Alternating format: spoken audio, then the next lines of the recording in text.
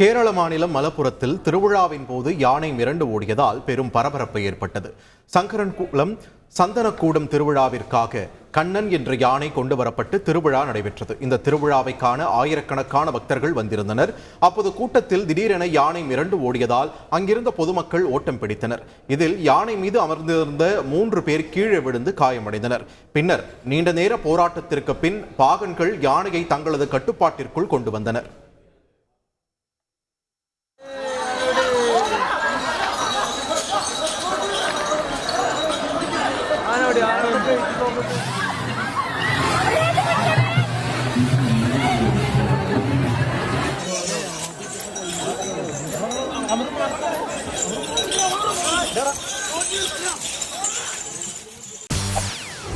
செய்திகளை உடனுக்குடன் தெரிந்து கொள்ள உடனே சப்ஸ்கிரைப் பண்ணுங்க.